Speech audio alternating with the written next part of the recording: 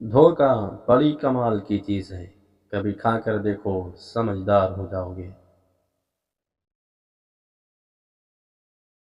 کبھی وقت ملے تو اپنے والدین کے چہروں کی طرف دیکھنا، آپ کو پتہ چلے گا کہ آپ کا مستقبل بناتے بناتے وہ کتنا ٹوٹ چکے ہیں۔ دکھاوے کی کوشش کبھی نہ کرو، جب کمال کو پہنچو گے تو خود ہی نظر آؤ گے۔ تجھے تیری اوقات کا اس دن پتہ چلے گا اے انسان، جب لوگ تجھ پہ مٹی ڈال کر ہاتھ بھی تجھ پہ جھاڑیں گے۔ وہ بلندی کس کام کی جس پہ انسان چڑھے اور انسانیت سے گر جائے۔ اچھی چھلانگ لگانے کے لیے کچھ قدم پیچھے ہٹنا ضروری ہے۔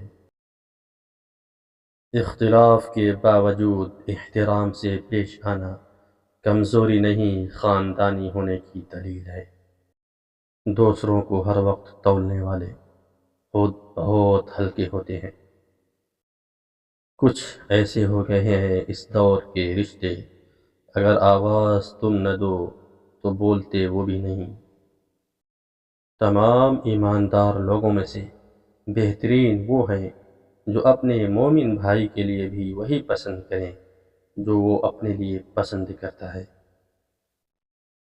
کچھ لوگ اپنی آدھی زندگی پڑھنے میں گزار دیتے ہیں اور سیکھتے کیا ہیں؟ دوسروں کو نیچا دکھانا۔ جب کوئی دوست تمہیں اپنا راز بتائے تو سمجھ لینا کہ وہ اپنی عزت تمہیں امانت دیتا ہے، اس میں خیانت مت کرنا۔ اچھا سوچئے اور اچھا بولیے، کیونکہ بدگمانی اور بدزبانی دو ایسے عیب ہیں جو انسان کے ہر کمال کو زوال میں بدل دیتے ہیں۔ قدر تو وہ ہوتی ہے جو کسی کی موجودگی میں ہو، کسی کے بعد تو پچھتاوا ہوتا ہے۔ دوسروں کو میلا کرنے سے خود کا کردار اجلا نہیں ہوتا۔ صاف گو ہونے اور منہ پھٹ ہونے میں بڑا فرق ہوتا ہے۔ یہ بات ہم کسی ان پڑھ کو سمجھا سکتے ہیں، لیکن پڑھے لکھے جاہل کو نہیں۔ اختلافات میں اتنی گنجائش ضرور رکھیں کہ کہیں اچانک ملاقات کے وقت آنکھیں ملانے میں شرمندگی محسوس نہ ہو۔ سچ بولنا اور سننا دونوں ہی بڑے مشکل کام ہیں، لیکن سچ بولنے سے دل کو جو سکون ملتا ہے وہ سکون کوئی اور چیز نہیں دے سکتی۔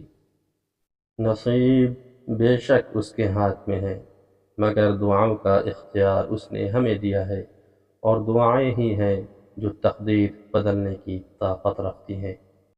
زندگی چھوٹی نہیں ہوتی، ہم جینا ہی دیر میں شروع کرتے ہیں۔ جب تک راستے سمجھ میں آتے ہیں تب تک لوٹنے کا وقت ہو جاتا ہے۔